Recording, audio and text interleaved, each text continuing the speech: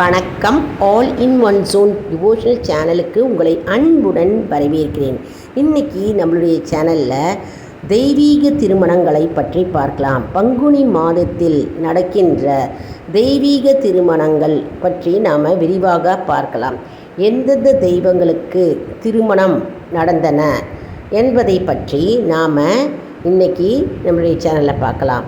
அதற்கு முன்னால் நம்மளுடைய சேனலை தான் ஃபர்ஸ்ட் டைம் பார்க்குறவங்களா இருந்தாலும் சரி, சப்ஸ்கிரைப் பண்ணாமல் பார்க்குறவங்களா இருந்தாலும் சரி, நம்மளுடைய சேனலை சப்ஸ்கிரைப் பண்ணிக்கோங்க. கூடவே அந்த பெல் பட்டனை ப்ரெஸ் பண்ணிக்கோங்க. ஆல் என்கின்ற ஆப்ஷனையும் ப்ரெஸ் பண்ணிக்கோங்க. அப்போ தான் நான் போடுற வீடியோஸ்லாம் உங்களுக்கு உடனுக்குடன் மிஸ் பண்ணாமல் தெரிய வரும்.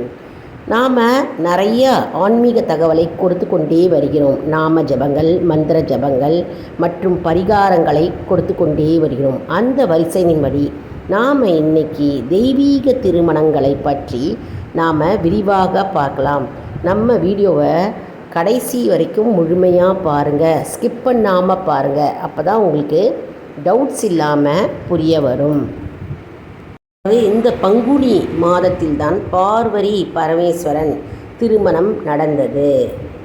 மீனாட்சி சுந்தரேசர் திருமணமும் நடந்தது. காமாட்சி ஏகாம்பரேஸ்வரர் திருமணமும் இந்த பங்குனி மாதத்தில்தான் நடந்தது. ஆண்டாள் ரங்கநாத சுவாமிக்கும் இந்த மாதத்தில்தான் திருமணம் நடந்தது. மகாலட்சுமி மகாவிஷ்ணுவுக்கும் இந்த மாதத்தில்தான் திருமணம் நடந்தது.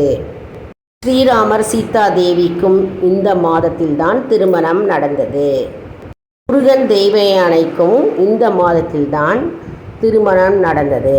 இப்படிப்பட்ட மிகவும் சிறப்பு வாய்ந்த பங்குனி மாதத்தை நாம் என்றைக்கும் தவறவிடக்கூடாது.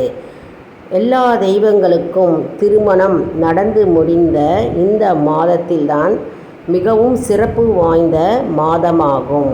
நாம் கோவிலுக்கு சென்று நாம் தெய்வீக கோலத்தை நாம் தரிசித்தால் நமக்கு பலன் கூடும் மற்றும் எல்லா செல்வங்களையும் நமக்கு தேடி தரும் என்பது ஐதீகம். கோவில்களில் பார்த்தால் தேவாரம், திருவாசகம் படிப்பார்கள் மற்றும் பெரிய விழாவாக நடைபெறும் ஆன்மீக சொற்பொழிவுகள் மற்றும் இசை நிகழ்ச்சி நடைபெறும். சில கோயில்களில் பரதநாட்டிய நிகழ்ச்சியும் நடைபெறும். தீர்த்தட்டு ஊர்வலம் ஆகிய நிகழ்ச்சிகள் நடைபெறும். மற்றும் திருமணம் எப்படி நடக்குமோ மனிதர்களுக்கு, அதே போன்று இறைவனுக்கும் திருமணம் நடக்கும்.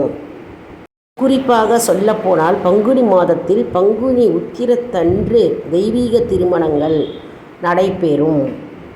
ஏற்கனவே பங்குனி உத்திரம் நடந்து முடிந்தது. இருந்தாலும் நாம் தினமும் கோயிலுக்கு சென்று தெய்வங்களை நாம் தரிசித்தால் நம்முடைய வீட்டில் இருக்கும் திருமணம் ஆகாத பெண் அல்லது ஆண் பிள்ளைங்களுக்கு திருமணம் கைகூடி வரும் என்பது ஐதீகம். நான் ஏற்கனவே பங்குனி உத்திரத்து அன்று தெய்வ திருமணங்கள் எப்படி நடைபெற்றது என்பதை, அதனுடைய சிறப்பு மற்றும் பலன்களை பற்றி நான் முழு வீடியோவாக நான் போட்டிருக்கேன். போய் பார்த்து பயனடையுங்கள். சரி அன்பர்களே, இந்த தகவல் மிகவும் பயனுள்ளதாக இருக்கும் என்று நம்புகிறேன். பங்குனி மாதத்தில் எந்தெந்த தெய்வங்களுக்கு திருமணம் நடைபெறும் மற்றும் அவர்களுடைய சிறப்பு என்ன என்பதை பார்த்தோம். இதை மற்றவர்களுக்கும் ஷேர் செய்யுங்கள், அவர்களும் பயனடையட்டும். ஏனென்றால் நாம் மற்றவர்களுக்கு ஷேர் செய்யும்பொழுது நமக்கு ஒரு திருப்தி ஏற்படுகிறது. அதன் மூலம் ஒரு புண்ணியம் கிடைக்கிறது. மற்றும் நம்மளுடைய சேனலை சப்ஸ்கிரைப் பண்ணுங்கள். அடுத்த வீடியோவில் வேறொரு தலைப்புடன் உங்களை சந்திக்கிறேன். நன்றி, வணக்கம்.